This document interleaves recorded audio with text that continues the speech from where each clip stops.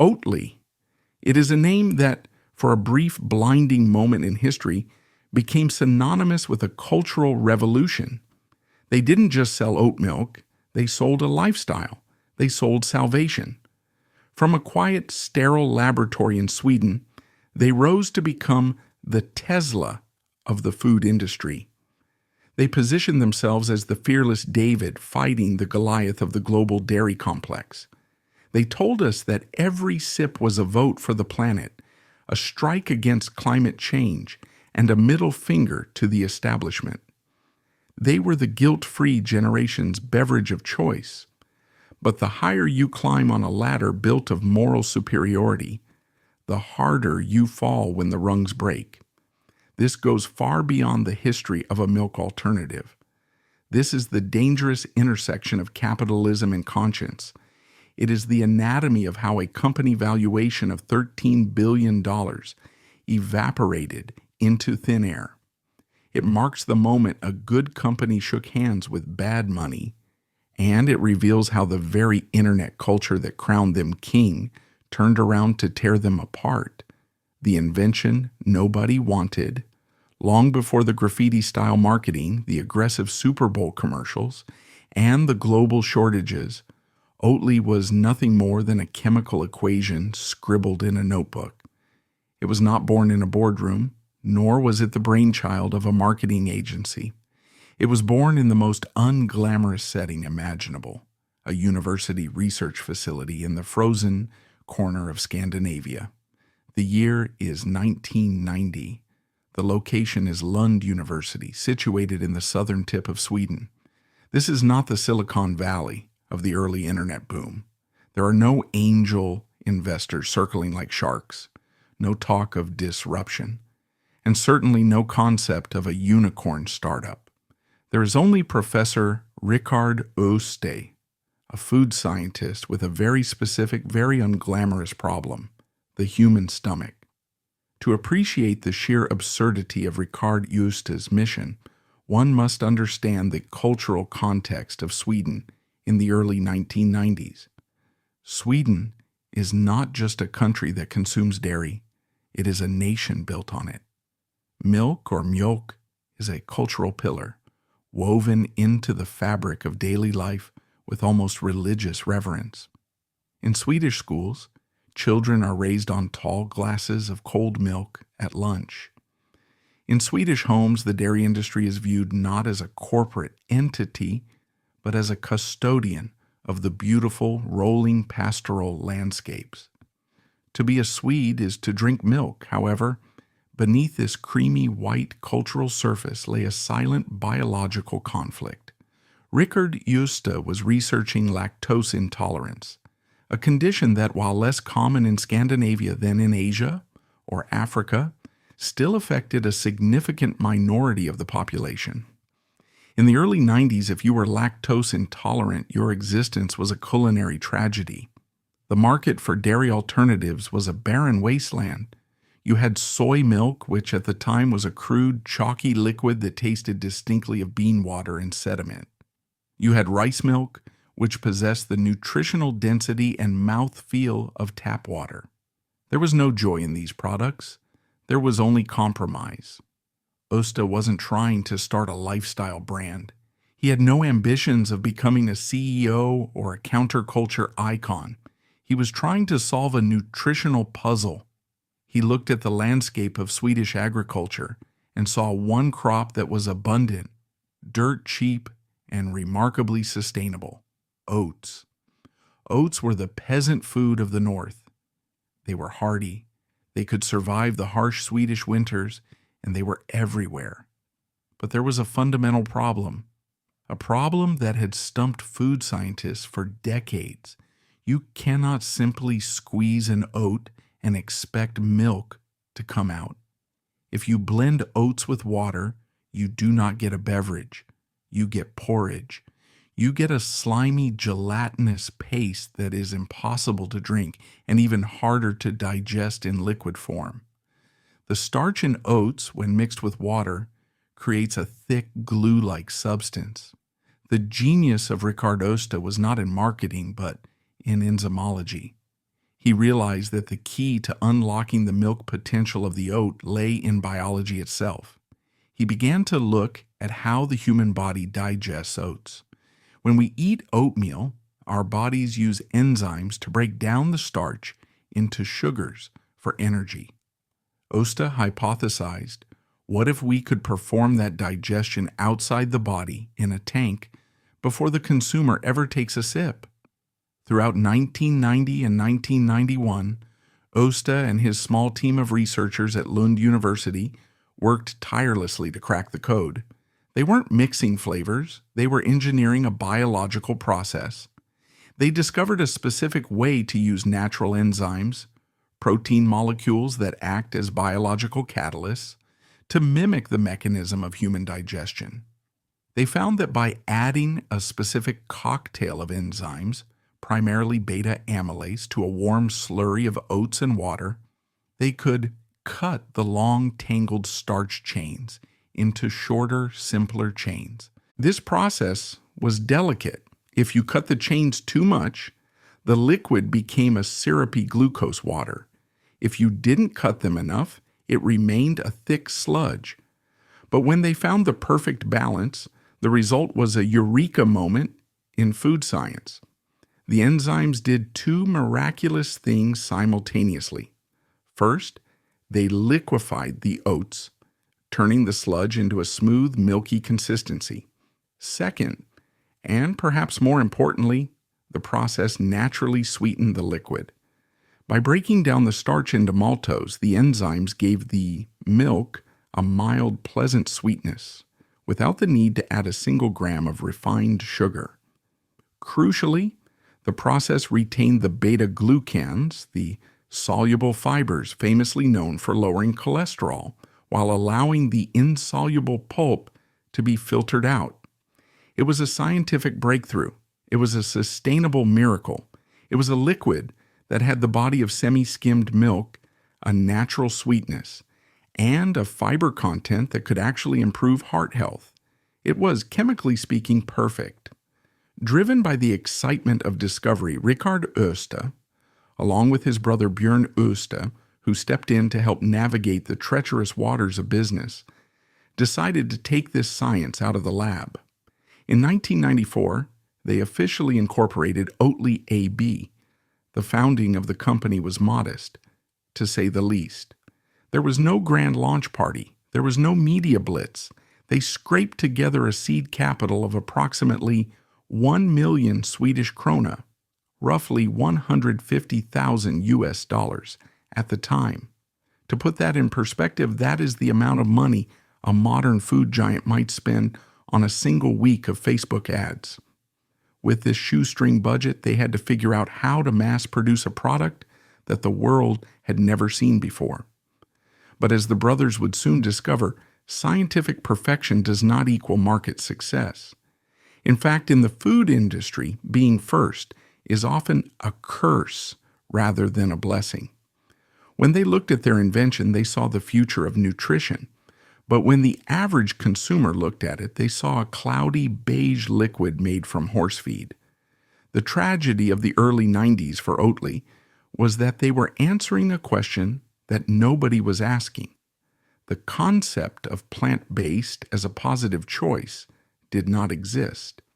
Vegetarianism was a fringe movement, often associated with hippies and radical activists. Flexitarianism was not a word. People didn't buy non-dairy milk because they wanted to save the planet. They bought it because they were sick. They bought it because their doctor told them they had no choice. So, when Oatly launched its first cartons in the mid-90s, they didn't aim for the coffee shops or the cool kids. They aimed for the pharmacy. They aimed for the dietary restriction aisle. The packaging reflected this scientific, sterile mindset. It was hideous. The cartons were a dull, clinical white, covered in small text explaining the molecular benefits of beta-glucans. It looked like medication. It looked like something you would dread drinking. This was the atmosphere in which Oatly took its first breath. A brilliant technological innovation trapped inside a boring business strategy launched into a market that viewed milk as sacred and alternatives as punishment. The brothers Osta had built a Ferrari engine, but they had put it inside a rusted tractor. And as they stared down the barrel of the late 1990s, they were about to enter a period that would test their resolve to the breaking point, a decade of stagnation that would nearly bankrupt the company before it ever had a chance to shine. If the invention of the enzymatic process was the moment of conception, the years that followed were a long, painful labor with no guarantee of survival. In the startup world, there is a term for the period between the initial seed funding and the generation of steady revenue, the valley of death. For Oatly, this valley lasted not for months, but for nearly 15 years. From 1995 to the late 2000s, Oatly existed in a state of suspended animation. They were a company that had solved a scientific problem, but had failed to solve a human one: desire. The reality of the marketplace was cold and indifferent. The first major hurdle was the product itself. While the chemistry was sound, the sensory experience was still a work in progress. Early iterations of oat milk were temperamental. Without the massive stabilizers and emulsifiers used by big food giants, the oat liquid had a tendency to separate. If you let a carton sit on the shelf for too long, a layer of sediment would settle at the bottom, leaving a watery, grayish liquid on top. Consumers who didn't shake the carton violently before pouring were greeted with an unappealing thin beverage, followed by a sludge of oat fiber at the end of the glass. The brothers Osta found themselves in a financial catch-22. To improve the texture and remove the grainy mouthfeel that some customers complained about, they needed to invest heavily in refining the manufacturing process. But to afford that R&D, they needed sales, and they weren't getting them. The sales figures from this era paint a picture of a company on life support. Annual revenue growth hovered agonizingly around 5%. In the explosive world of modern food tech, 5% is statistically irrelevant. It is stagnation. They were keeping the lights on, but just barely. The company was surviving primarily on the stubborn patience of its founders and small injections of capital from investors who believed in the patent, not necessarily the brand. But the biggest enemy Oatly faced in the 1990s and 2000s wasn't their own product issues. It was the hegemony of the soybean. When the world thought of plant-based milk in the turn of the millennium, they thought of soy. The soy industry was a titan. Brands like Alpro in Europe had spent decades convincing the public that soy was the ultimate health food. Soy had a powerful narrative. It was high in protein, comparable to cow's milk. It was the choice of bodybuilders and health nuts. Oats, by comparison, looked nutritionally weak. Oat milk is naturally low in protein and high in carbohydrates. In the low-carb, Atkins diet-crazed era of the early 2000s, oat milk was an incredibly hard sell. Why drink liquid carbs when you could have muscle-building soy? Oatly was shouting into a hurricane. They tried to pivot the conversation to beta-glucans and heart health, publishing white papers and clinical studies. But consumers standing in a grocery aisle do not read white papers. They look at the calorie count and the protein content, and then they grab the soy milk. This forced Oatly into a strategic corner that would define and limit them for a decade. Unable to compete on taste or coolness, they doubled down on the medical angle. They accepted their fate as a functional food. Distribution was a nightmare. You couldn't find Oatly in the dairy aisle next to the fresh milk. You had to hunt for it. It was exiled to the free-from sections, the dusty, sad corners of the supermarket reserved for people with allergies. It sat alongside gluten-free crackers that tasted like cardboard and diabetic candies. To buy Oatly was an admission of physical defect. It was a product for the sick, not the healthy. This positioning created a psychological barrier. Even if a regular consumer saw it, they assumed it wasn't for them. Despite these headwinds, the company attempted to expand beyond the borders of Sweden. In 2006, they made a push into Germany. Shortly after, they dipped their toes into the United Kingdom. These expansions, however, were not triumphant conquests. They were bureaucratic wars. As soon as Oatly crossed into the broader European market, they ran headfirst into the iron wall of the European Union's labeling regulations. The dairy lobby in Europe is one of the most powerful political forces in Brussels. They protect the word milk with the ferocity of a trademark lawyer. Under EU law, plant-based products were strictly forbidden from using dairy nomenclature. Oatly could not sell oat milk. They had to sell oat drink. In some regions, they were forced to use even more unappealing descriptors like oat beverage or oat liquid. This semantic battle had real-world consequences. Milk implies creamy, nutritious, and essential. Drink implies a sugary refreshment like soda or juice. It confused consumers. Is it for coffee? Is it for cereal? Or is it a juice box for kids? The cost of navigating this regulatory minefield was staggering. Instead of spending money on marketing campaigns to educate the public, Oatly was burning cash on legal fees and packaging redesigns. Every time they entered a new country, they had to redesign the carton to comply with local interpretations of EU food law. It is estimated that during this period, compliance costs ate up a significant portion of their already thin gross margins. Internally, the atmosphere at Oatly's headquarters in Malmö was becoming increasingly fractured. By 2008, the company was 15 years old, but it still felt like a startup that had failed to launch. A cultural rift began to form. On one side, there were the scientists and the old guard, loyal to Richard Oster's vision. They viewed Oatly as a biotech firm. They wanted to focus on the purity of the enzyme process, on clinical trials proving cholesterol reduction. They were proud of the science and suspicious of flashy marketing.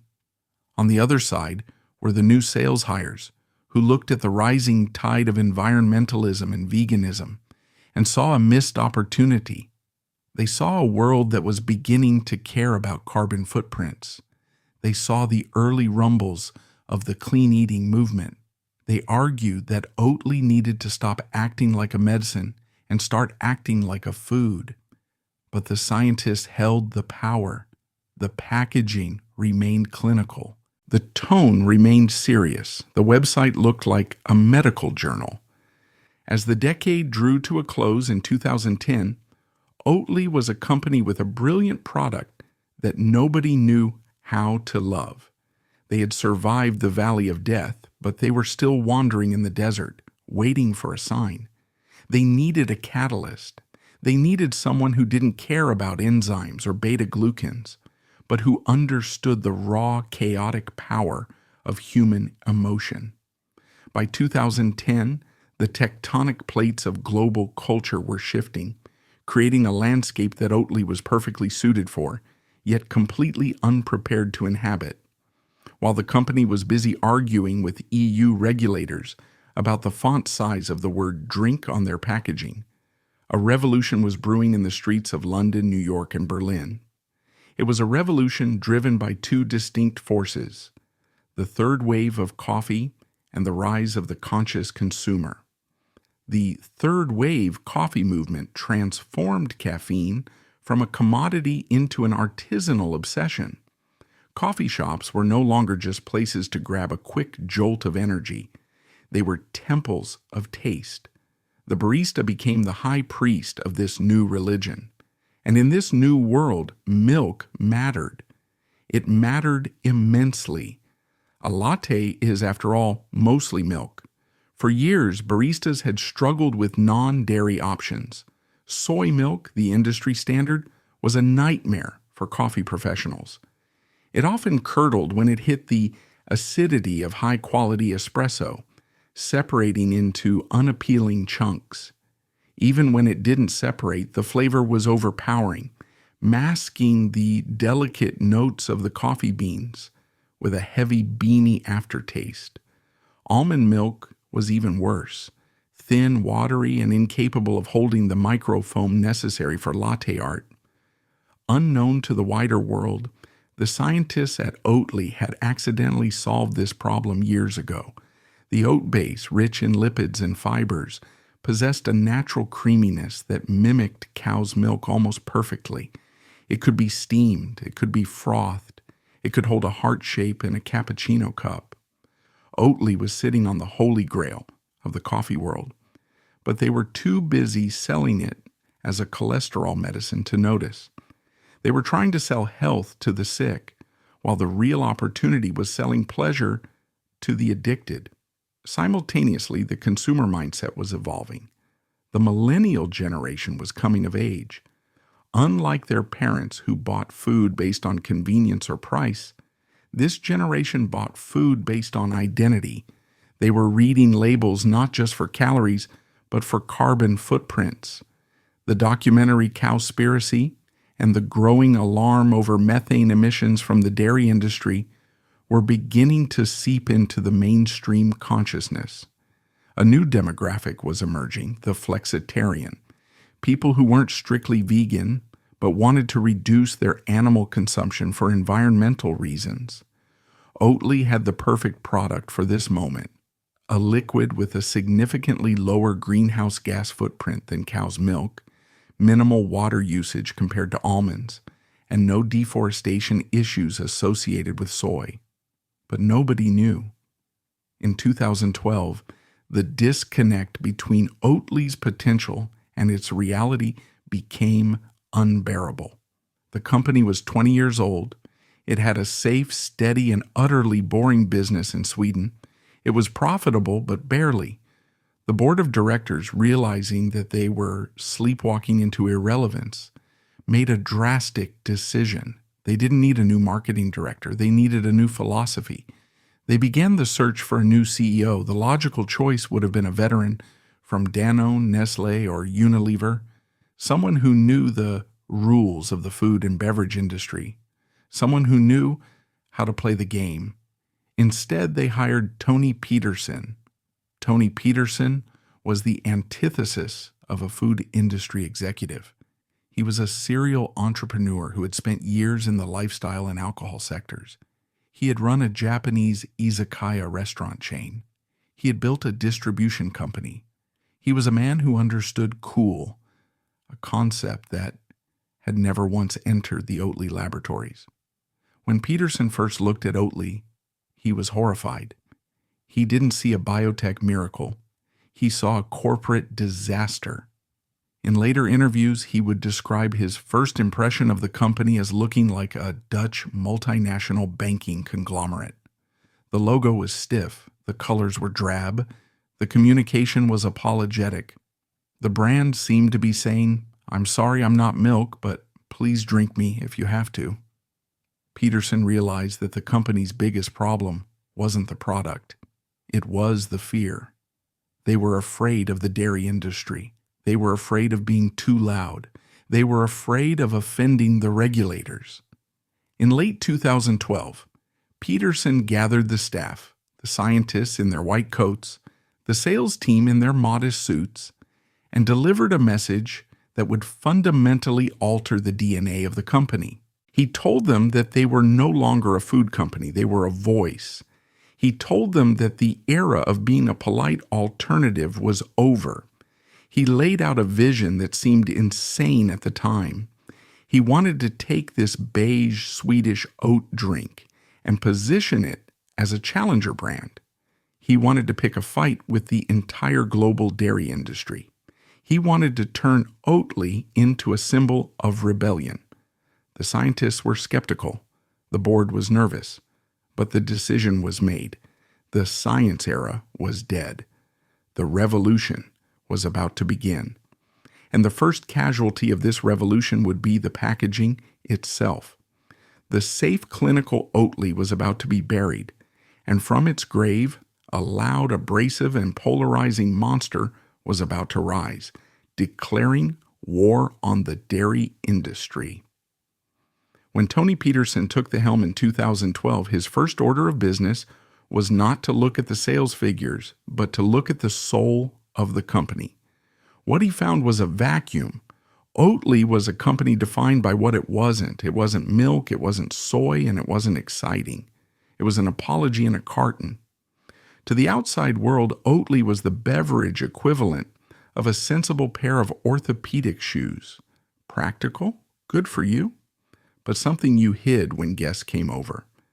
Peterson realized that trying to compete on science was a losing battle. The dairy giants had bigger labs, and the soy giants had bigger budgets. To survive, Oatly had to stop playing by the rules of the food industry and start playing by the rules of culture.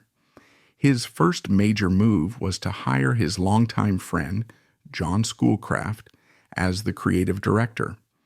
This hiring decision was the spark that would eventually burn down the old Oatly. Schoolcraft was not a food guy. He was an advertising veteran who had spent years working with major consumer brands. When Peterson asked him to join, Schoolcraft's initial reaction was disbelief. He allegedly told Peterson that he had no interest in selling oat sludge. But Peterson made him a promise. If Schoolcraft joined, they would dismantle the entire marketing department. They made good on that promise. They fired the marketing managers. They fired the external agencies. They removed the layers of bureaucracy that typically dilute a brand's voice. Peterson and Schoolcraft decided that every single piece of creative work, from the packaging to the press releases, would be done in-house.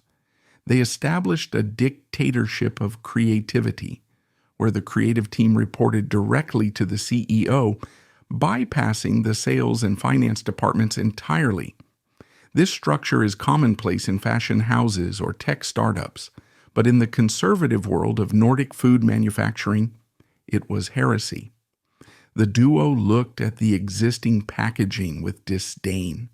It was covered in Swedish text, scientific claims, and pictures of oats.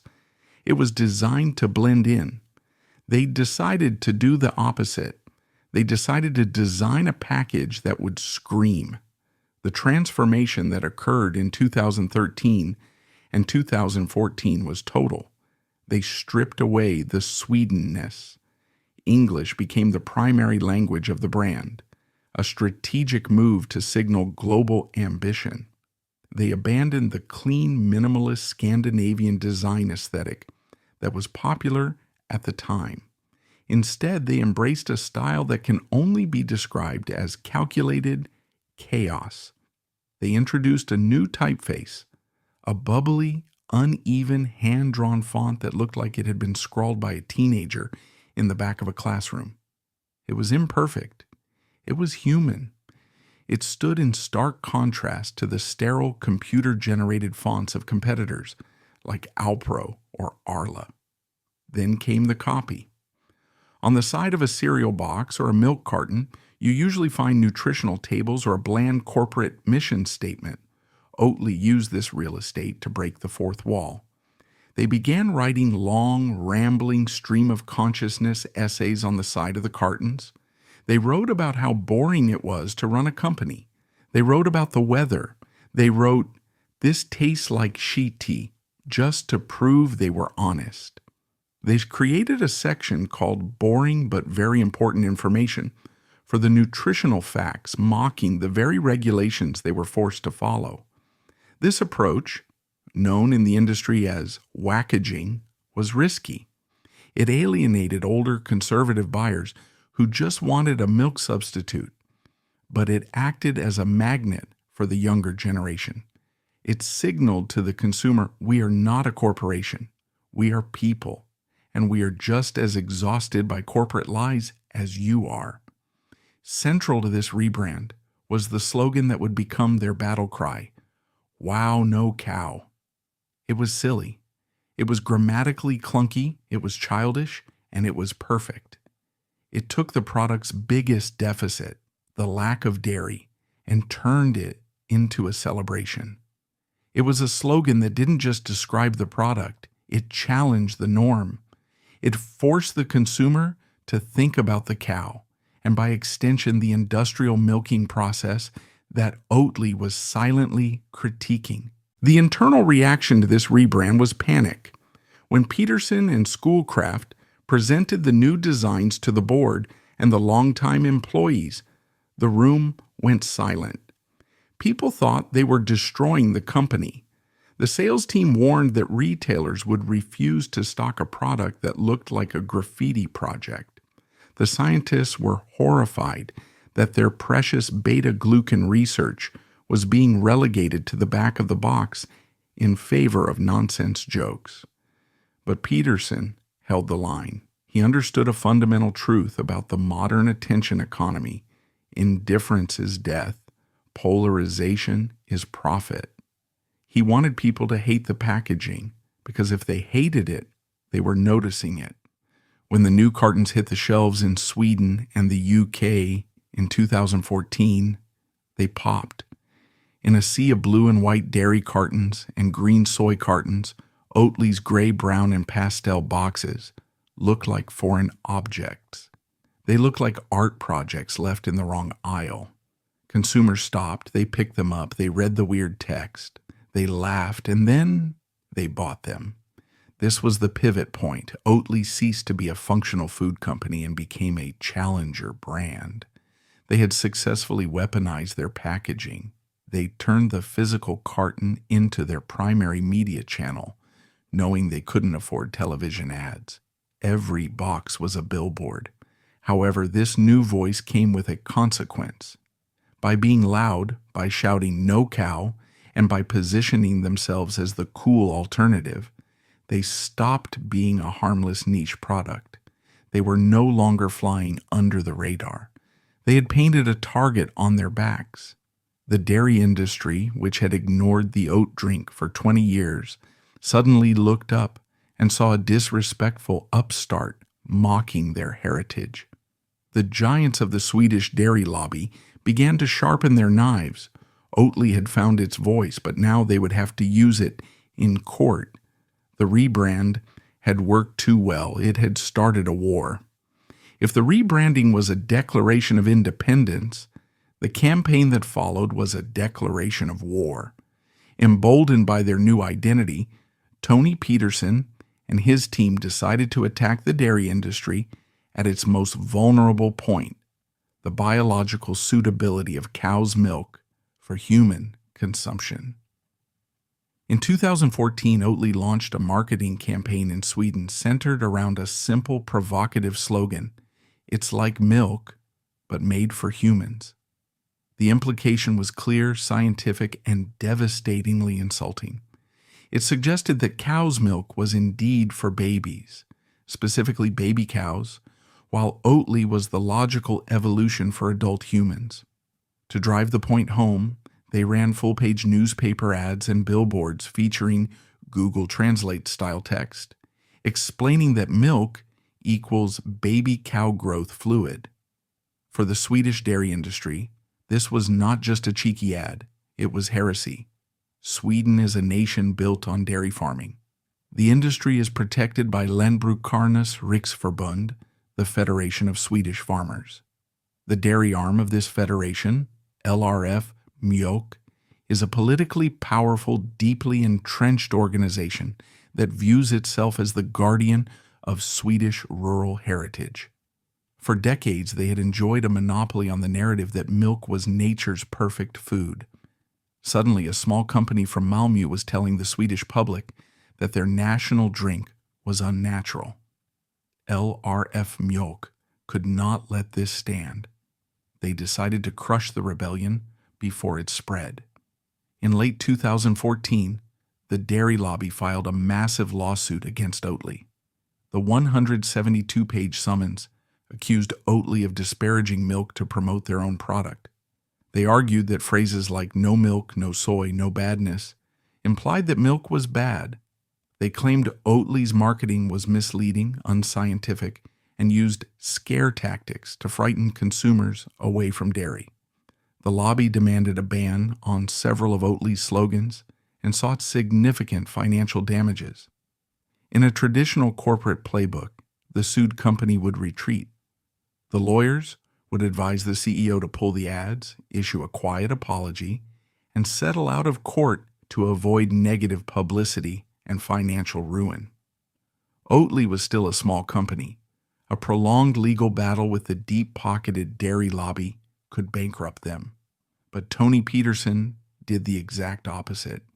He realized that the lawsuit was the greatest gift the dairy lobby could have ever given him. It validated Oatly as a threat. It proved they were onto something. Instead of hiding the lawsuit, Oatly publicized it. They uploaded the entire 172-page court summons to their website under the heading, "Why the Dairy Industry is Suing Us." They took out full-page ads in major Swedish newspapers summarizing the lawsuit, framing it as a battle between a tiny, progressive underdog and a bullying, monolithic corporate giant. They weaponized the legal process. Every time the dairy lawyers made a motion, Oatly turned it into a blog post. They invited the public to read the scary arguments of the dairy lobby. The narrative shifted overnight. It was no longer a debate about nutrition. It was a debate about free speech and the bullying of a small Swedish innovator. The strategy triggered a textbook example of the Streisand effect.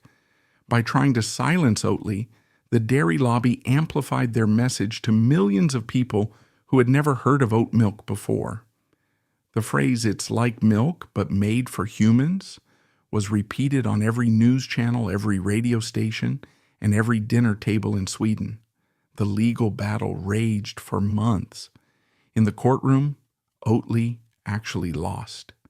In late 2015, the Swedish Market Court ruled in favor of the dairy lobby on several counts. The court found that Oatly's marketing was indeed discrediting to dairy products. They were banned from using the phrase "made for humans" and several other slogans. They were ordered to pay a fine of 2 million Swedish krona and cover the dairy lobby's legal fees. Legally, it was a defeat. Commercially, it was the greatest victory in the company's history. The verdict sparked public outrage. Consumers saw the court's decision as proof that the system was rigged against sustainable change. Sales of Oatly did not drop, they skyrocketed. In the year following the lawsuit, Oatly's revenue in Sweden surged by 45%. The publicity generated by the milk wars was worth tens of millions of dollars in free advertising. They had successfully polarized the market. If you drank regular milk, you were old-fashioned. If you drank Oatly, you were part of the resistance. The milk wars taught Oatly a crucial lesson that would define their global expansion: drama sells. They learned that having an enemy is more valuable than having a friend. By positioning themselves as the anti-establishment alternative, they could generate fanatical loyalty. With the Swedish market conquered and the domestic controversy fueling their bank account, Peterson looked west. He knew that to truly change the world and to justify the valuation he wanted, he couldn't just be the king of Sweden. He needed to break into the graveyard of European food brands, the United States of America. But America was different. It was a graveyard for a reason. Starbucks was there, Whole Foods was there, and the shelves were already overflowing with almond milk. To win in America, Oatly couldn't use the same playbook. They couldn't just start a fight. They needed to infiltrate. They needed a Trojan horse. In 2016, Oatly turned its gaze toward the ultimate prize, the United States. But America in 2016 was a fortress. The plant-based market was already saturated, but it was dominated by a different king: almond milk. Brands like Almond Breeze and Silk were ubiquitous. They were cheap, they were low-calorie, and they were available in every gas station and supermarket from New York to Los Angeles. For a Swedish oat company to enter this market through the front door, the grocery store shelf, would have been suicide. They would have been placed on the bottom shelf, lost in a sea of almond and soy options, forcing them to spend millions on advertising just to get noticed. They didn't have the budget to outshout the American giants, so they decided not to enter through the front door. They went around the back. The strategy, masterminded by General Manager Mike Messersmith, was a masterclass in grassroots marketing. They completely ignored the supermarkets. They ignored Whole Foods. They ignored Walmart. Instead, they focused entirely on a tiny, influential subculture, the specialty coffee scene. The strategy was simple: bypass the consumer and target the curator. In the third wave coffee scene, the barista was the ultimate influencer. Oatly knew that if they could convince the person behind the counter, the person in front of it would follow. They didn't pitch a product. They pitched a secret weapon for better latte art. They deployed a team of brand ambassadors who didn't look like salespeople. They looked like the baristas themselves. They walked into the best coffee shops in Brooklyn, Los Angeles, and San Francisco, carrying bags of the Oat Barista Edition, a specific formulation with a higher fat content designed to steam and froth perfectly. They didn't pitch sales graphs, they just asked the baristas to try steaming it. For the American barista, it was a revelation. Almond milk was notorious for separating and creating a thin, watery foam that ruined latte art. Soy milk had a distinct, overpowering flavor. Oatly, however, behaved exactly like cow's milk. It was thick, creamy, and neutral enough to let the coffee flavor shine through. It created the microfoam necessary for rosettas and hearts. It was a Trojan horse strategy. The coffee was the horse, and Oatly was the soldiers hiding inside. The strategy created an air of exclusivity. You couldn't buy Oatly at the store. You could only get it at the coolest coffee shops in town. This scarcity transformed Oatly from a grocery item into a luxury experience. It became a secret menu item for the in-the-know urban elite. Drinking a cortado with Oatly wasn't just a dietary choice. It was a signal that you knew good coffee.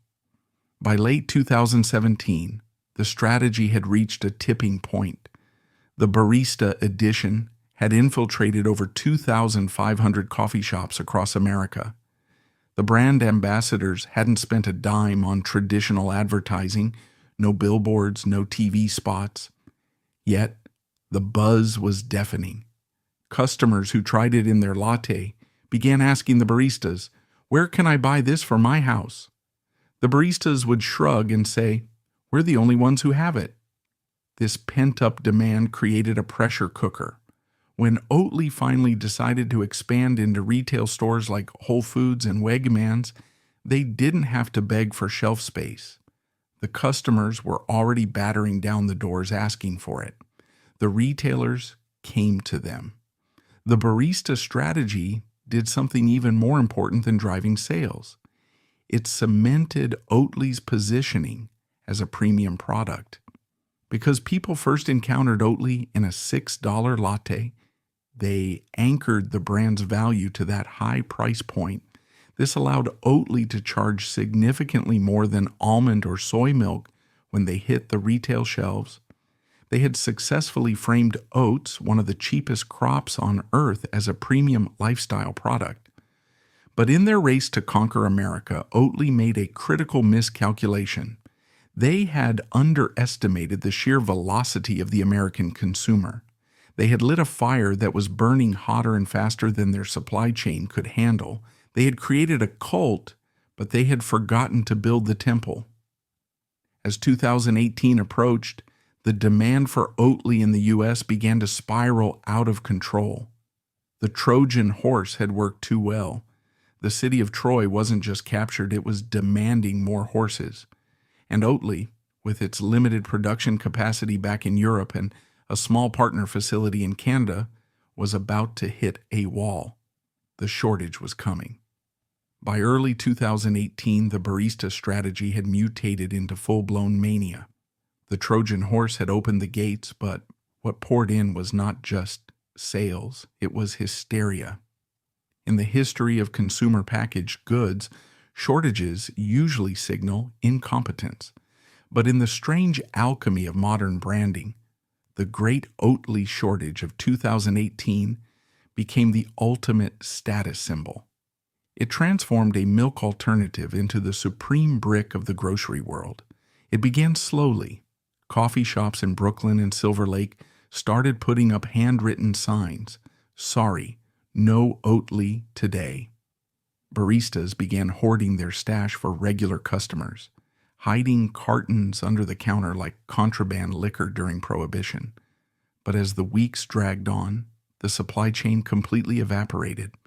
The reason was simple math. Oatly had successfully convinced millions of Americans to switch from almond to oat, but they were still relying on a production footprint that was designed for a niche Swedish company. They were shipping product across the Atlantic and relying on a single co-packer in Canada. Demand was growing at over 1,000%, but supply was capped. The shortage hit the retail shelves next. At Whole Foods and high-end grocers, the shelves where Oatly used to sit were barren for weeks. And that is when the madness truly began. Internet capitalism took over. On Amazon and eBay, a secondary black market emerged.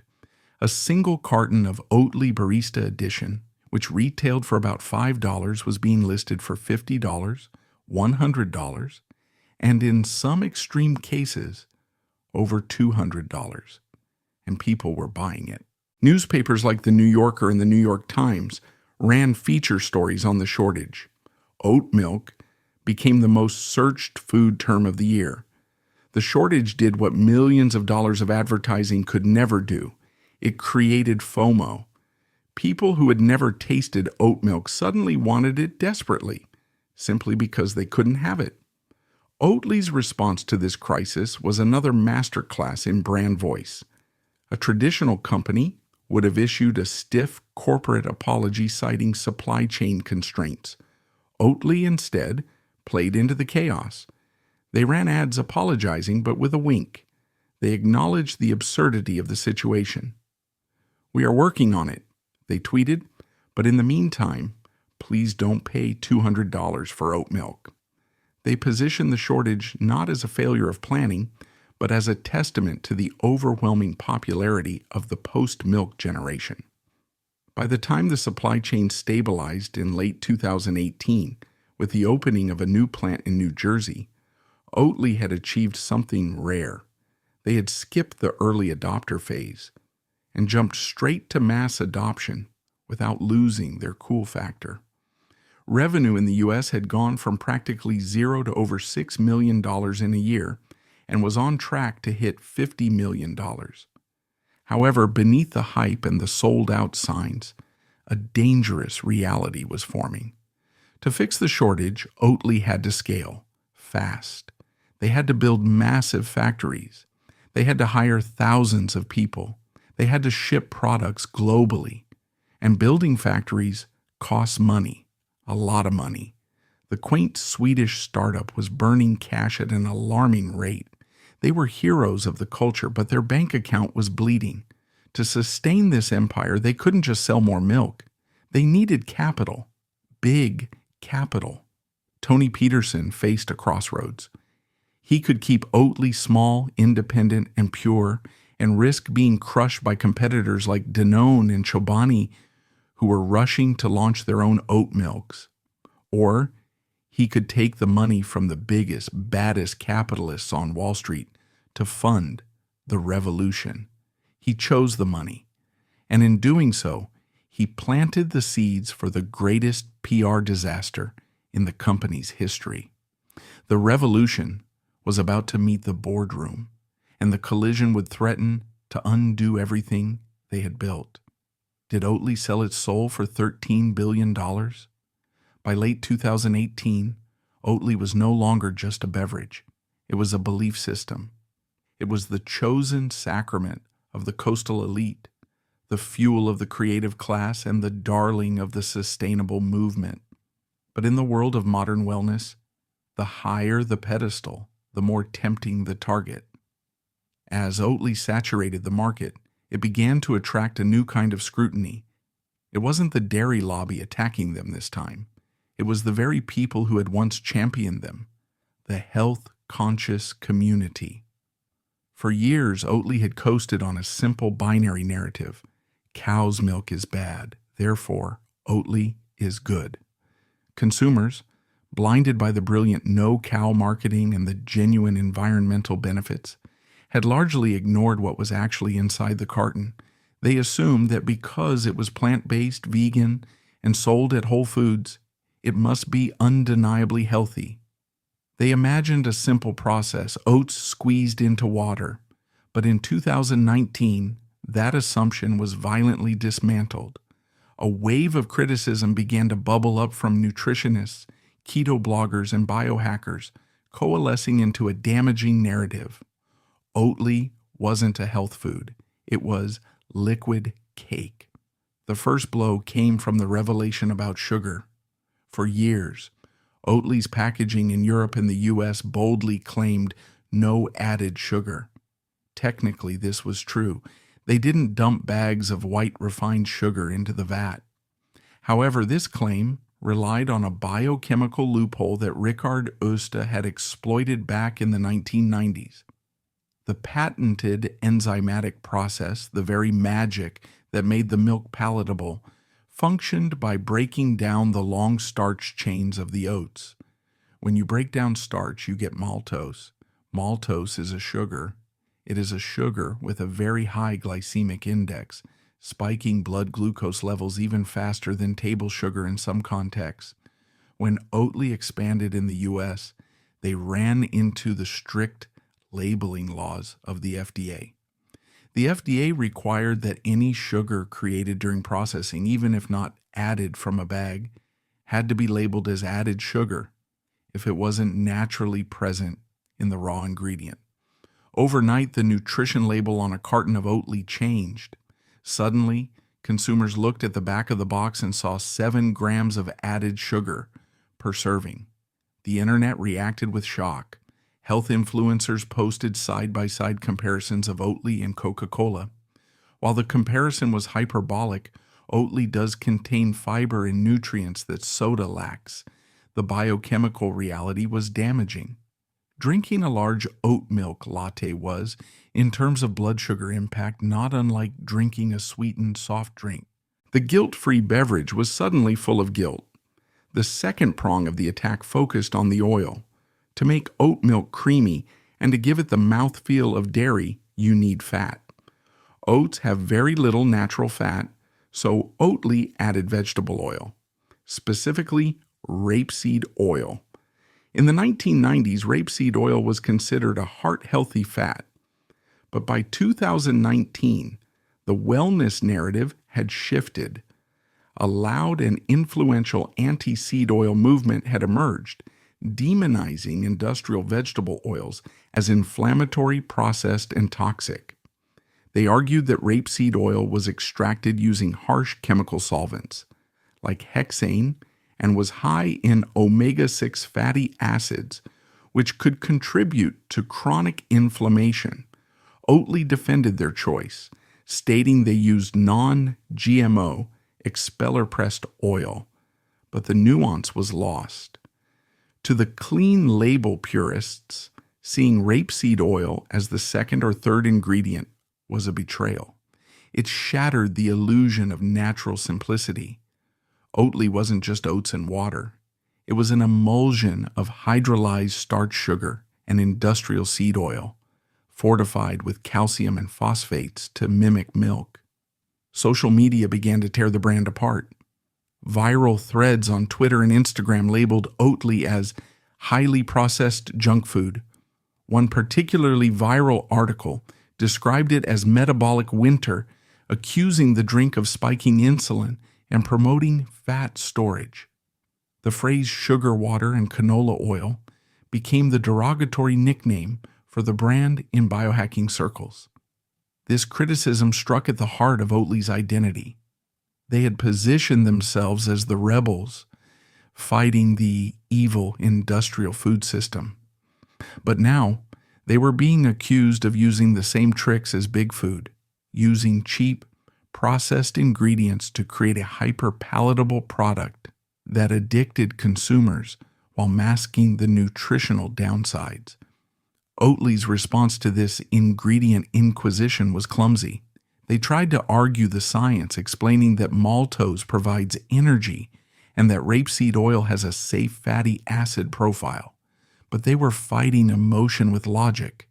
They had built their brand on emotion, on the feeling of being righteous. Now, that same emotion was turning against them. The consumer felt duped.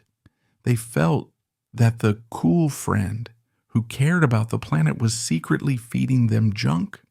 This nutritional backlash didn't kill sales. The taste was too good, and the habit was too strong for the masses to quit overnight. But it eroded the trust of the early adopters.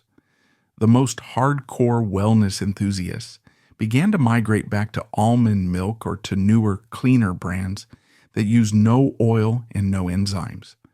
Oatly was losing the health argument, but they calculated that they could afford to lose the health nut demographic as long as they kept the masses.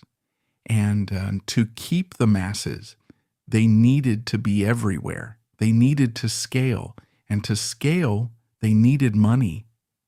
While the nutritionists were arguing about maltose on Twitter, Tony Peterson was in a boardroom in New York, preparing to make a deal that would make the sugar controversy look like a minor misunderstanding. He was about to sign a pact that would threaten the very soul of the company. The ingredient inquisition was just the tremors. The earthquake was coming in the form of a private equity firm named Blackstone. The year 2020 began as a global nightmare, but for Oatly, it was a paradox. While the pandemic shuttered the coffee shops that had built their brand, the demand for oat milk did not die. It simply migrated. Confined to their homes, consumers began panic buying the barista edition online by the case. Oat milk became a comfort object, a small luxury in a collapsing world. But behind the scenes, Oatly was facing a crisis of success. They were growing too fast.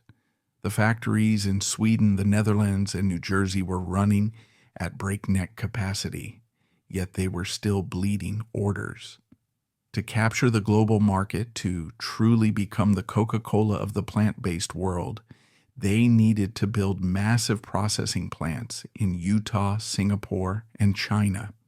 They needed infrastructure on a planetary scale. And infrastructure requires capital, hundreds of millions of dollars of it. Tony Peterson had a choice.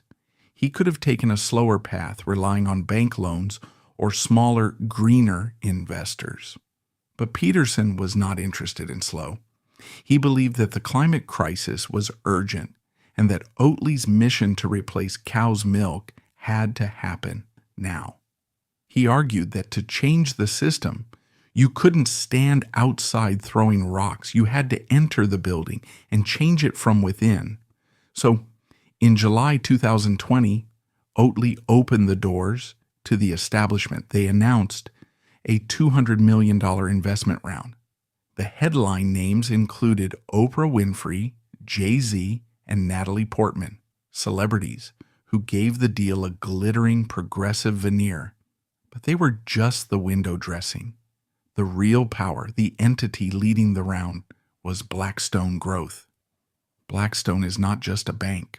It is the world's largest alternative asset manager, a titan of private equity with nearly $1 trillion in assets. It is the embodiment of Wall Street. And at its helm sat Steven Schwartzman, a billionaire known for his lavish lifestyle and, crucially, as a major donor and close ally of President Donald Trump. For Oatly's core demographic, young, liberal, climate-conscious, and largely anti-Trump, the name Blackstone was a trigger. But the connection went deeper than politics.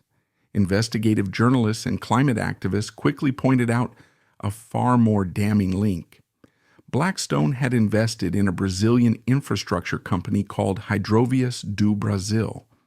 This company was accused of being a key player in the deforestation of the Amazon rainforest, paving a highway through the jungle to facilitate the transport of soybeans and grain. The irony was suffocating. Oatly, the brand that had built its entire identity on sustainability and no cow to save the planet, was now taking money from a firm accused of paving over the lungs of the earth. When the news broke, the reaction was not immediate anger, it was confusion. Fans on Twitter and Instagram asked, "Is this true?" They couldn't reconcile the graffiti-style, anti-establishment voice of Oatly with the corporate ruthlessness of Blackstone. It felt like finding out your punk rock hero was actually a federal agent. Tony Peterson tried to get ahead of the narrative. He gave interviews spinning the deal as a Trojan horse maneuver, but in reverse. He claimed that by taking Blackstone's money, Oatly was forcing the capital to turn green. He argued that if he could prove to Blackstone that sustainable companies were profitable, Blackstone would invest in more green companies. "We are steering the massive capital of the world in a sustainable direction," he declared. It was a bold, almost messianic justification, but the internet didn't buy it. To the activists, money has a moral character. You cannot take dirty money and build a clean company. They saw it as selling out. They saw it as hypocrisy. In late August 2020, a climate activist named Maya Thomas posted a thread on Twitter detailing the Blackstone-Amazon connection. It went nuclear. The thread was retweeted thousands of times. The hashtag #boycott Oatly began to trend. The cool factor that Oatly had spent 8 years cultivating began to evaporate. They were no longer the underdog. They were just another asset in Stephen Schwartzman's portfolio.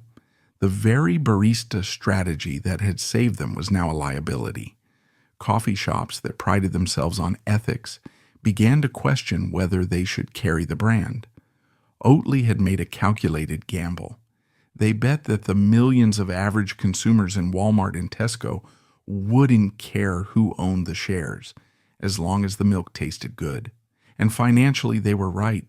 Sales continued to grow. But culturally, they had broken the covenant. They had signaled that they were ready to trade their soul for scale. And as the boycott raged, Oatly pressed forward with their ultimate goal, the initial public offering. They were going to Wall Street. They were going to cash out. And they had no idea that a short seller named Ben Axler was watching them, waiting for the perfect moment to expose that perhaps the sustainability wasn't the only thing they were faking. The backlash to the Blackstone deal was not a standard corporate PR crisis. It was a breakup. For 6 years, Oatly had cultivated what sociologists call a parasocial relationship with its customers. They weren't just buying milk, they were joining a club. The fans who wore Je suis Oatly t-shirts and posted photos of their latte art believed they were part of a shared resistance against the evils of capitalism and climate change. When the Blackstone news broke, the feeling wasn't anger, it was heartbreak. The hashtag boycott Oatly that trended on Twitter and TikTok in September 2020 was filled with the vitriol of a lover scorned. Users posted videos pouring the expensive milk down the drain. They dug up old Oatly ads, the ones about spitting out the old system, and reposted them with captions like liar and sellout. The central grievance was specific. How could you claim to be the savior of the Amazon rainforest while taking checks from the people accused of burning it down? The cognitive dissonance was too loud to ignore. In the face of this emotional tidal wave, CEO Tony Peterson made a critical error. He tried to use logic. Oatly issued a long, detailed statement titled "A Message from Tony Peterson." It was a manifesto on the mechanics of global finance. Peterson argued that if Oatly only took money from green funds, they would be preaching to the choir. He posited that the only way to save the planet was to convince the bad money that good companies could yield high returns. We are not selling our soul, Peterson argued. We are selling a proof of concept. If Blackstone makes a profit from us, they will invest in more green companies. We are hijacking the system to save it. From a strictly economic perspective, Peterson was arguably right. To scale green energy and food systems to the level required to stop climate change, trillions of dollars are needed, money that only exists in the vaults of firms like Blackstone. But in the court of public opinion, this nuance was dead on arrival. The consumers didn't want a lesson in macroeconomics. They wanted moral purity. They saw Peterson's explanation not as visionary strategy, but as corporate gaslighting.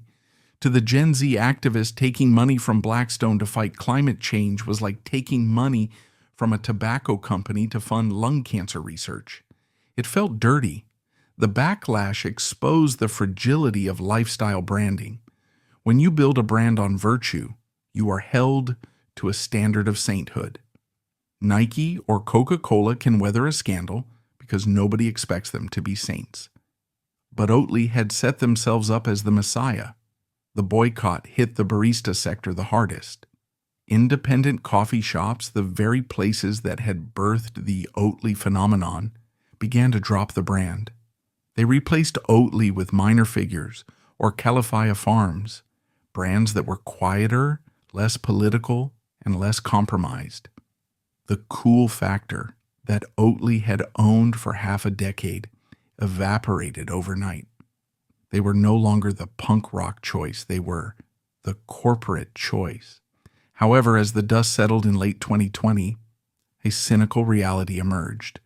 While the die-hard activists and the cool kids of Brooklyn abandoned the brand, Oatly's sales numbers kept going up. Why? Because Oatly had already crossed the chasm.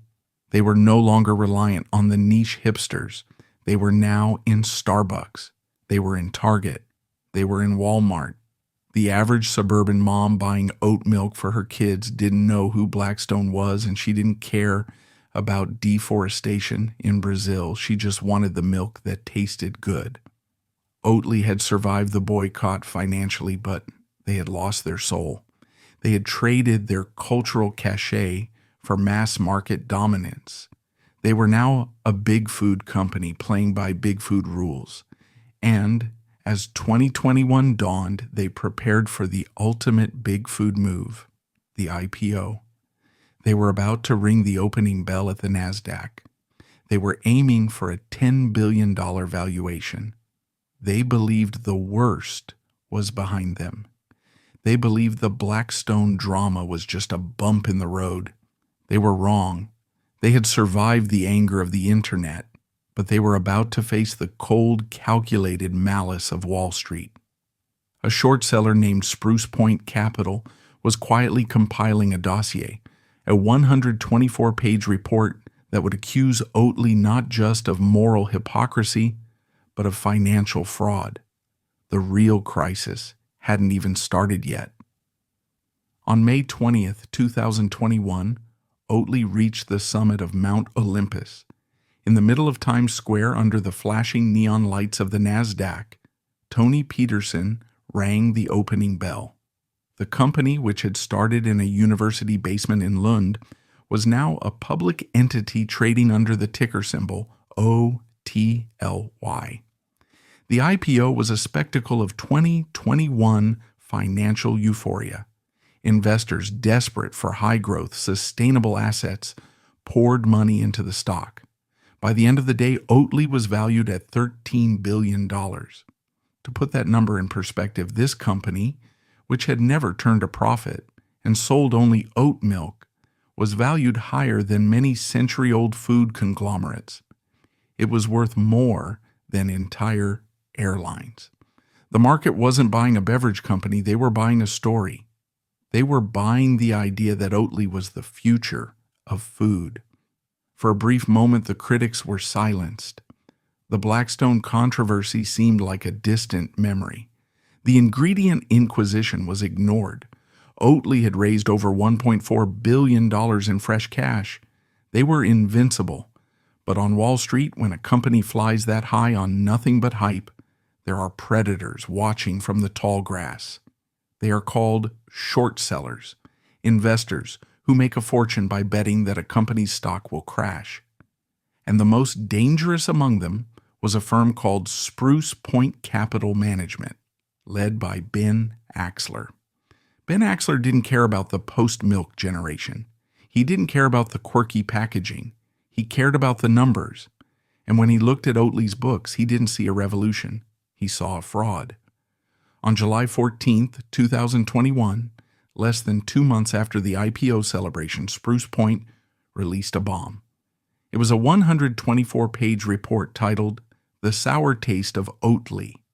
It was a forensic dismantling of the company. Unlike the emotional Twitter boycotts, this report was cold, hard, and financial. Spruce Point accused Oatly of a complex game of deception. First, they attacked the green narrative. The report alleged that Oatly, the champion of sustainability, had been hiding dirty secrets. It claimed that Oatly's New Jersey production facility was suffering from massive wastewater issues and was out of compliance with local EPA regulations. It painted a picture of a company that was sloppy with its environmental impact when no one was looking. Second, and more damagingly, they attacked the accounting. The report accused Oatly of cherry-picking data to make their growth look healthier than it was. It alleged that Oatly was manipulating its gross margin figures by excluding outbound shipping costs, a creative accounting trick that made them look more profitable per carton than they actually were. Third, they exposed the market share lie. Oatly had been telling investors that they were dominating the shelf. But Spruce Point used Nielsen data to show that Oatly was actually losing market share in the U.S. to competitors like Chobani and Planet Oat.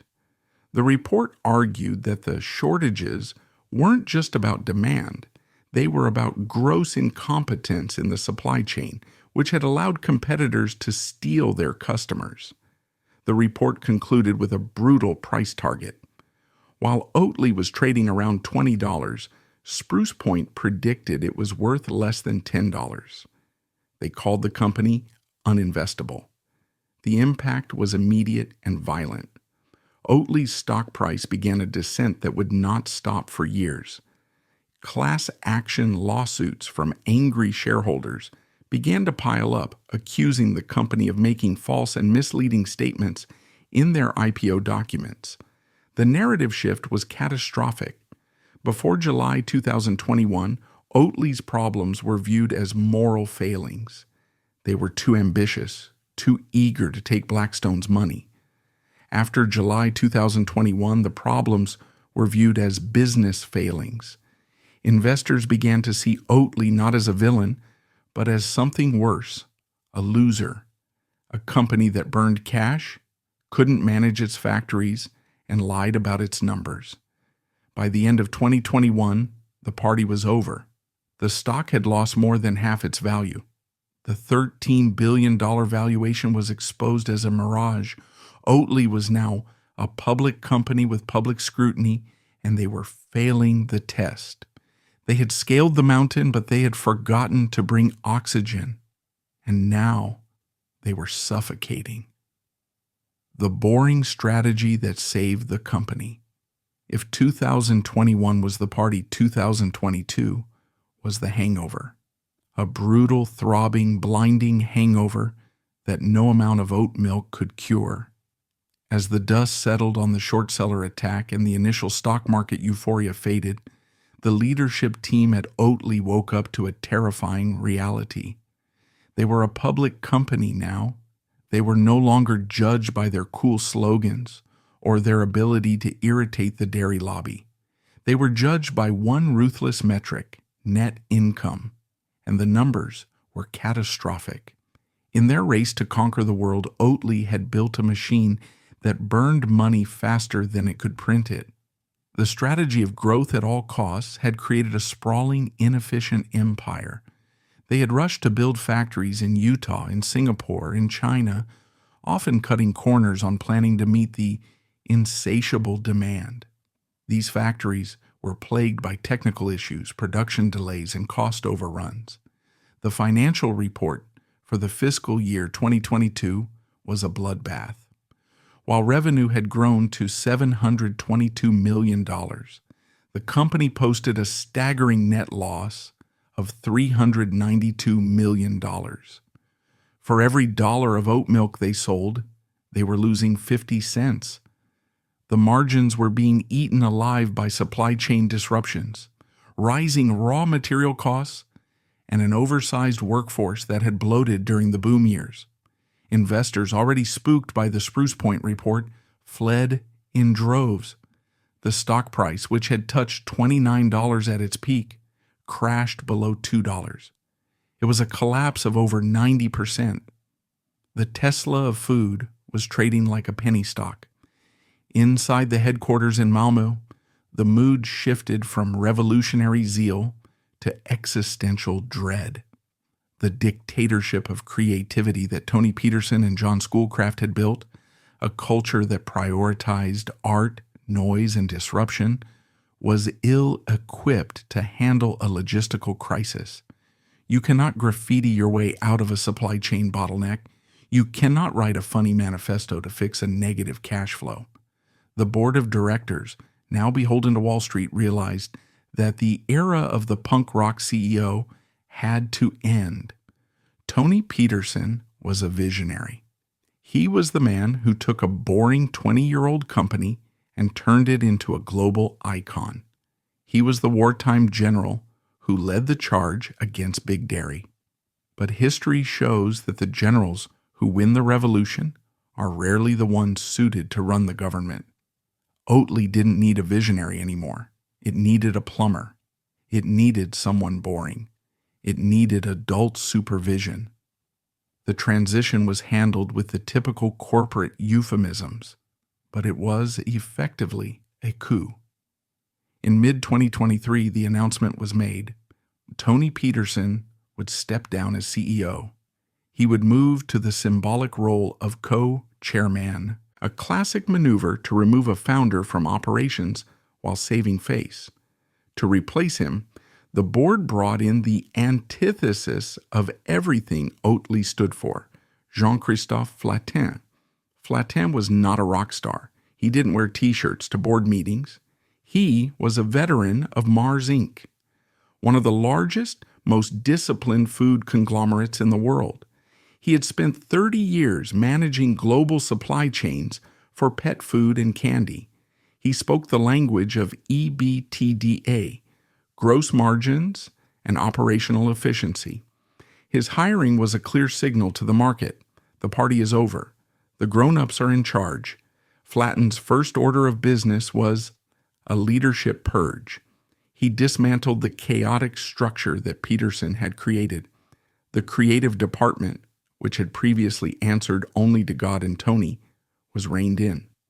The focus shifted from changing the world to stopping the bleeding.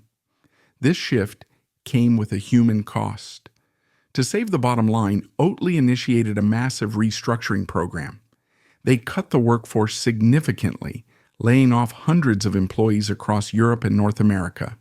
The Oatly family, which had been sold on the idea of a shared mission, felt the cold steel of corporate restructuring. Morale plummeted. The internal Slack channels, once filled with excitement about new campaigns, were filled with fear about the next round of cuts. But Flatin remained unmoved by the sentiment. He looked at Oatly's business model and identified the core flaw. The company was trying to own everything. They were buying the steel, building the walls, and running the factories themselves. It was a capital-heavy model that was dragging them underwater. He prepared to execute a strategic pivot that would fundamentally change how Oatly operated. It was a move that would have been unthinkable in the Peterson era. He decided that Oatly should stop being a manufacturer and start acting like a brand. It was time to sell the factories. Under the new regime of Jean-Christophe Flatin, the romanticism of the Oatly story was stripped away to reveal a harsh operational truth. Oatly was terrible at construction. For a decade, the company had operated under the belief that to control the quality of their liquid gold, they had to own every steel pipe, every tank, and every valve. This strategy, known as end-to-end self-manufacturing, is viable for giants like Nestlé, who have century-deep pockets. For a growing company like Oatly, it was a financial death trap. Building a food processing plant is a nightmare of capital expenditure. It costs hundreds of millions of dollars up front. It takes years to permit and build, and if, God forbid, the machinery breaks or the supply chain snags, as it did constantly during the pandemic, you are left paying for a massive empty building while your customers scream for product. By trying to build their own factories in Utah, Texas, and Peterborough simultaneously, Oatly had tied an anchor around its own neck. They were burning cash on concrete and steel instead of marketing and innovation. In late 2022 and early 2023, Flatin pulled the emergency brake. He introduced a strategy that was unsexy but vital: asset light. The philosophy was simple: let someone else pour the concrete. Let someone else manage the shift workers. Let someone else worry about the boiler breaking down. Oatly would focus on what it was actually good at: the enzyme technology, the branding, and the sales. The centerpiece of this pivot was a landmark deal with Yahweh Foods, a leading contract manufacturer based in North America. In a move that shocked industry observers who were used to Oatly's control-freak nature, the company agreed to sell its two massive U.S. production facilities, one in Ogden, Utah, and one in Fort Worth, Texas, to Yahweh Foods. This was not a surrender, it was a liberation. On paper, the deal was brilliant. Yahweh Foods paid Oatly approximately $72 million in cash to take the factories off their hands. More importantly, Yahweh Foods agreed to fund the completion of the construction. Oatly then signed a long-term co-packing agreement, meaning they would simply pay Yahweh a fee to produce the milk using Oatly's proprietary oat base. The financial impact was immediate. Overnight, Oatly transformed its cost structure. They converted massive fixed costs into variable costs. They stopped the bleeding of capital expenditure. The $72 million cash injection provided a desperate lifeline to a balance sheet that had been ravaged by the 2022 losses. This strategy also allowed for hybrid production. Oatly kept its proprietary oat-based production, the secret enzymatic step, in-house or under strict control, but outsourced the generic filling and packing steps to partners who could do it cheaper and faster. The asset-light model allowed Oatly to become nimble again. Instead of waiting 3 years to build a new factory in a new market, they could simply sign a contract with a local manufacturer and have product on the shelf in 6 months. Critics argued that this move diluted the brand's integrity. They questioned whether a third-party manufacturer would care as much about quality as the founders did, but the market reacted with cautious optimism. Wall Street loves asset-light businesses because they yield higher returns on invested capital. By the end of 2023, the chaos of the supply chain began to subside. The sold-out signs disappeared. The fill rates climbed back up to industry standards. Oatly was no longer a chaotic startup trying to play construction worker. It was becoming a disciplined CPG company. With the American supply chain finally stabilized and the bleeding stemmed, Flatin turned his eyes to the one market that still held the promise of exponential growth, a market where milk meant something entirely different. It was time to fix the strategy in Asia. While the headquarters in Malmö was busy fighting fires in the U.S. supply chain, a quieter but perhaps more significant revolution was taking place in Shanghai. China is the graveyard of Western food brands. For decades, giants like cereal companies and dairy firms tried to force Western breakfast habits onto Chinese consumers and failed miserably. When Oatly entered China in 2018, the skeptics predicted another disaster. On paper, China looked perfect. Nearly 85% of the population is lactose intolerant. But in practice, the concept of oat milk sounded unappealing. In Chinese culinary culture, oats were associated with cheap, mushy breakfast porridge for the elderly. A cold glass of oat water was not a luxury item. It was peasant food.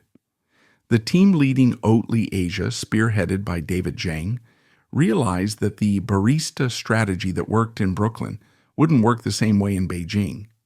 While the coffee culture in China was growing rapidly, it was still a niche habit compared to the national obsession, tea. But not just traditional tea. China was in the grip of the new style tea craze.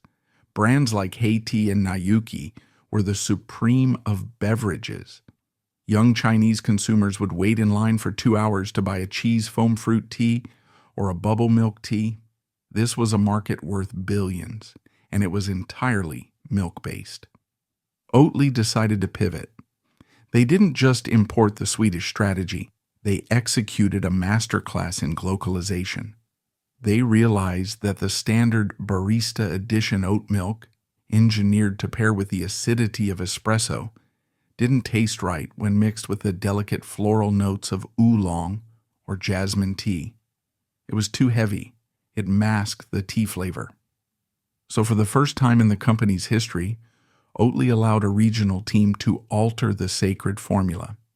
The Asian R&D team developed a brand new product specifically for this market, Oatly Tea Master.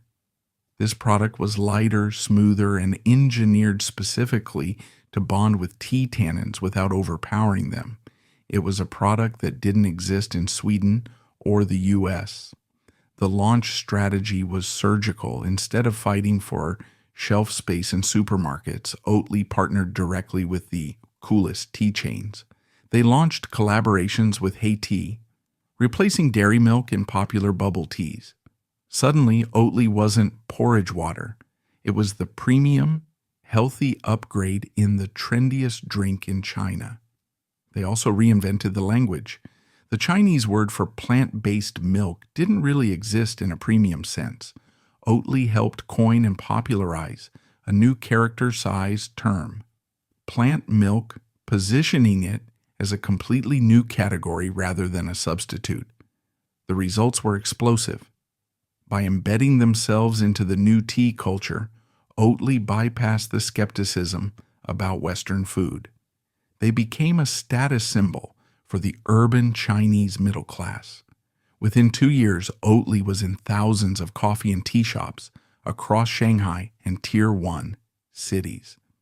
This success in Asia proved something crucial to the new leadership under Jean-Christophe Flatin.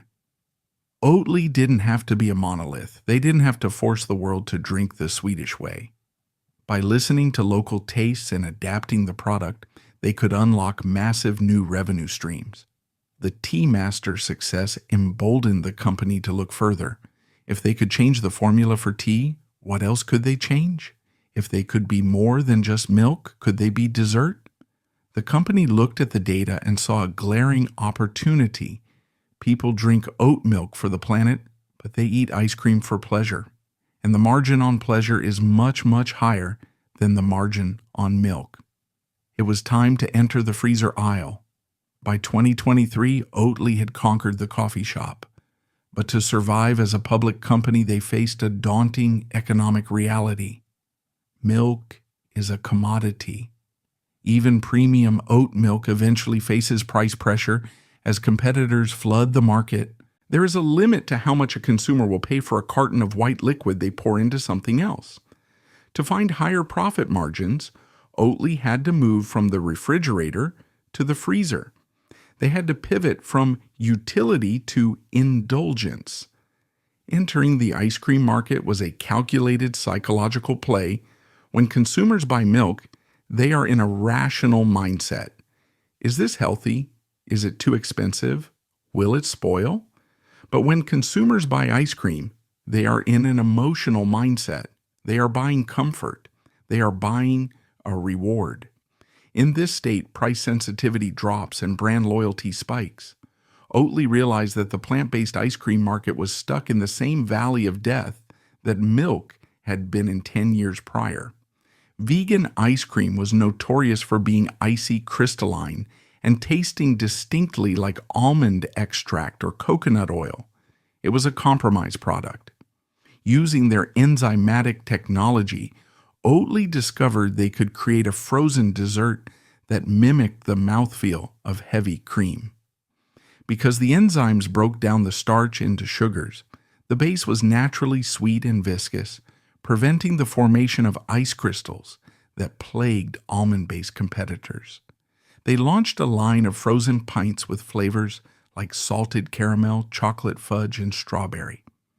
But the genius was in the branding. They didn't market it as diet ice cream or low calorie. They marketed it as pure, unadulterated junk food. The packaging featured slogans like totally vegan, totally reckless. They flipped the text on the cartons upside down or sideways, forcing consumers to physically twist their heads to read it in the freezer aisle. It was disruptive, annoying, and impossible to ignore.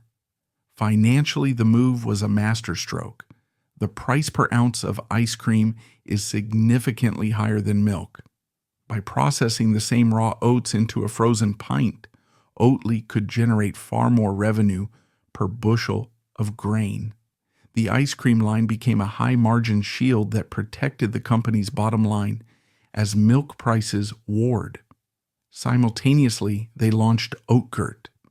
This was a strategic land grab for the breakfast occasion. They knew that many consumers who drank oat milk coffee were still eating dairy yogurt.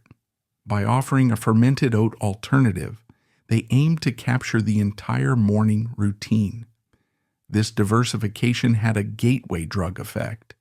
There was a large segment of the population that was still skeptical of drinking oat milk, finding the concept strange, but everyone loves ice cream. By getting a skeptical consumer to try a spoon of delicious chocolate oat ice cream, they broke down the barrier. If the ice cream was good, the milk must be okay.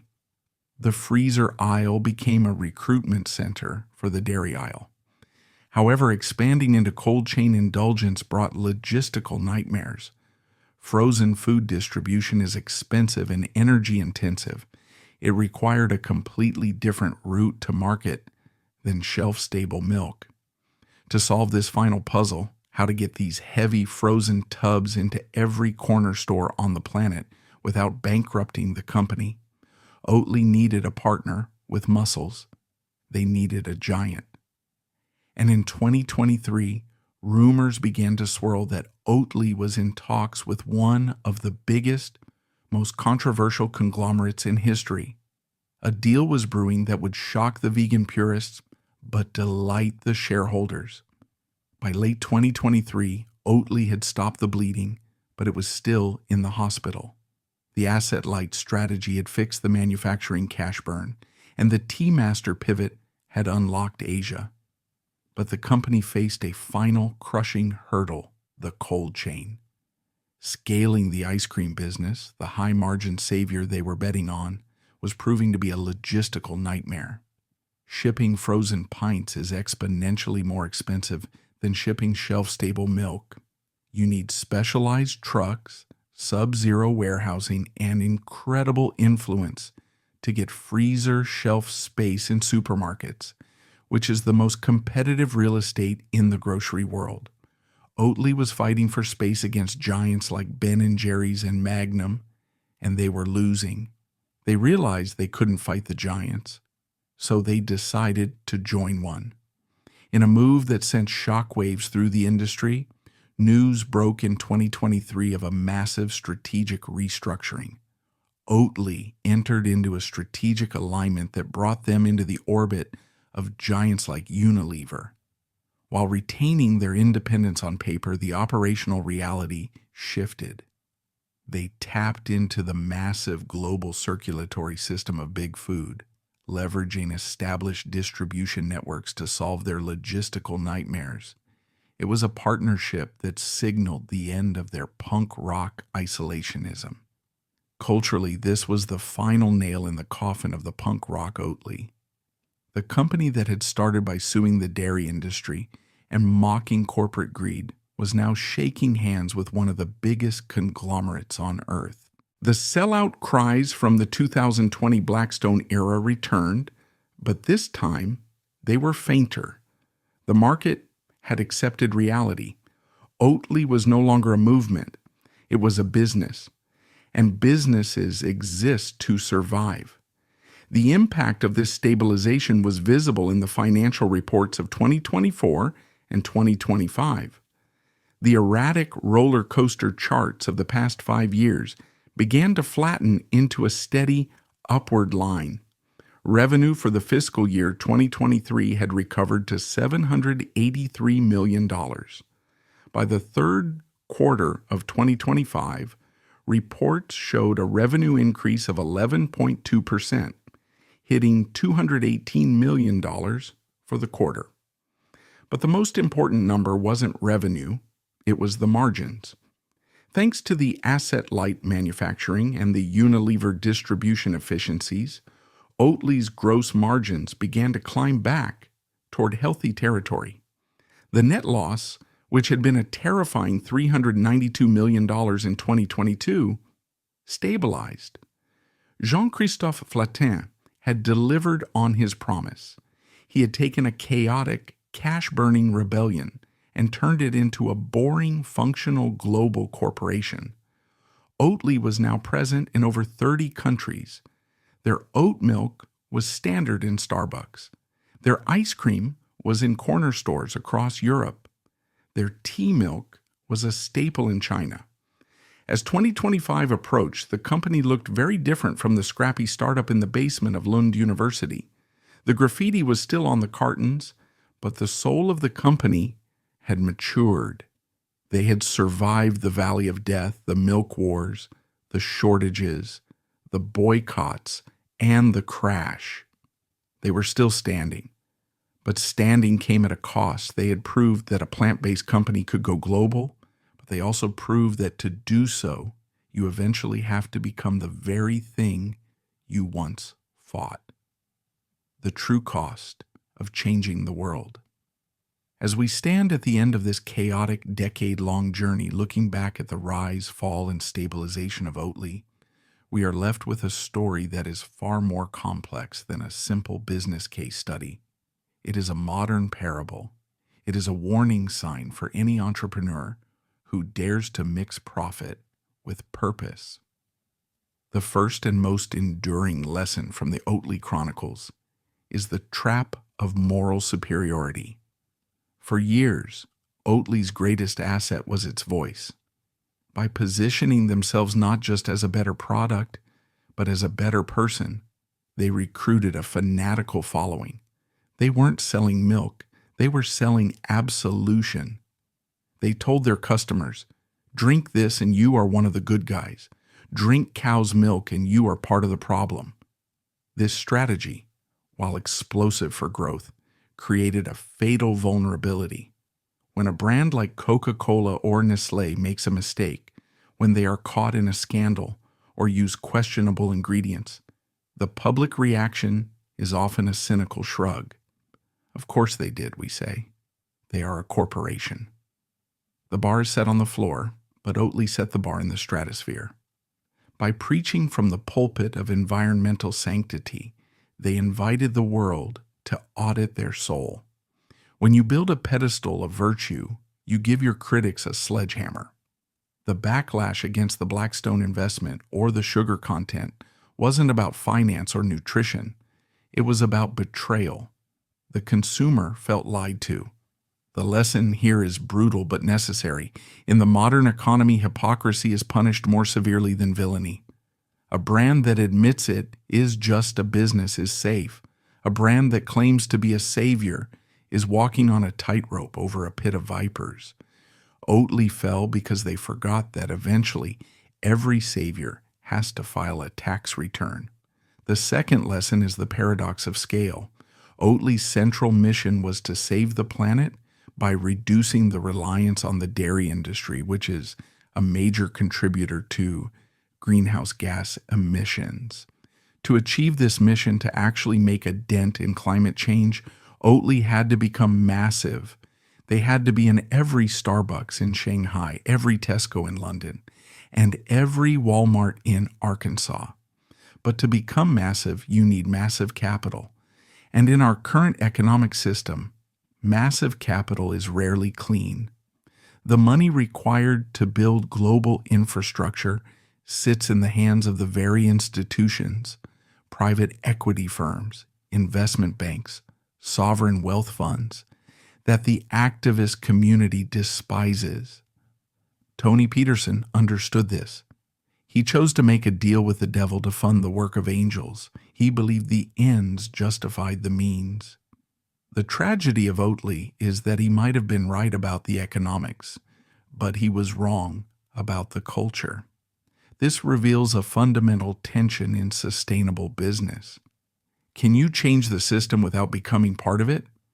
Oatly's journey suggests the answer is no.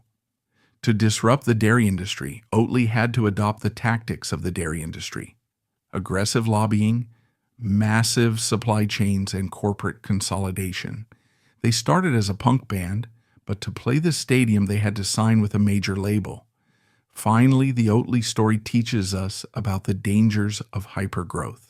The shortage marketing of 2018 created a cult, but it also masked a rot in the foundation.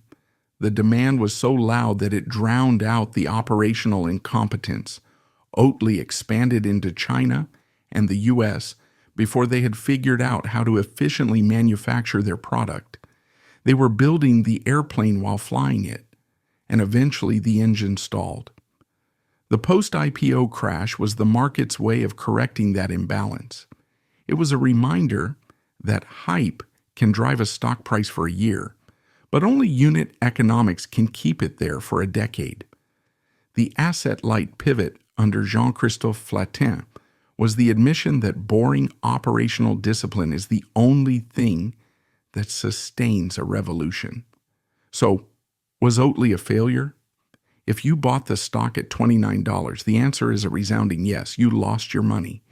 But if you look at the world they left behind, the verdict is far more complicated. Because while the company struggled, the movement they started won the war. Ultimately, the measure of a company is not just its stock price, but how much it changes the world around it. By that metric, Oatly is one of the most successful failures in modern history. Walk into any coffee shop today, in New York, in London, in Sydney, or even in the conservative corners of rural France. Look at the menu. You will see it there, sitting casually next to the cappuccino and the latte, oat milk. 10 years ago, that line on the menu did not exist. If you asked for non-dairy milk, you were given soy, and you were judged for it. Today, oat milk is the default. In many specialty coffee shops, it is actually outselling cow's milk. This is Oatly's true legacy. They didn't just build a brand, they altered the global palate. They took a crop that was historically fed to horses and convinced the human race that it was a premium product. They forced the massive, sluggish dairy industry to wake up and panic.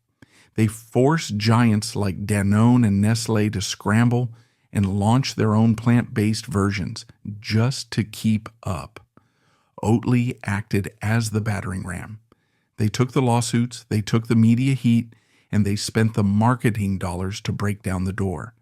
And once that door was broken, everyone else walked through. Today the shelves are crowded with competitors: Minor Figures, Califia, Chobani, Planet Oat. Many of these companies are profitable, stable, and less controversial, but none of them would be there if the crazy Swedes hadn't painted "Wow, no cow" on the side of a bus in 2014. The dairy lobby may have won the legal battles over the word milk, but they lost the war for the culture. The definition of milk has fundamentally shifted in the collective consciousness. It is no longer exclusively a white liquid that comes from a cow's udder. It is a white liquid that you put in your coffee. The source is now a choice, not a mandate. Oatly proved that tradition is fragile when confronted with a better story. So, what is the final verdict on Oatly? It is a tragedy of capitalism, but a triumph of innovation.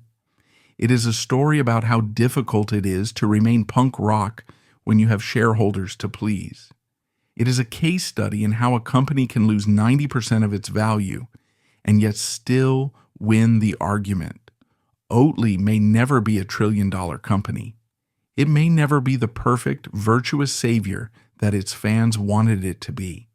It is now just a company that makes ice cream and yogurt and milk, struggling with supply chains and profit margins like everyone else. The magic dust has settled, and the graffiti has faded. But tomorrow morning, millions of people around the world will wake up. They will walk into their kitchen. They will ignore the cow's milk, and they will pour a glass of thick, creamy, oat-based liquid into their coffee. They won't think about the stock price. They won't think about Blackstone. They won't think about the enzymes. They will just take a sip and they will think, this tastes good. And perhaps in the end, that was the only revolution that really mattered.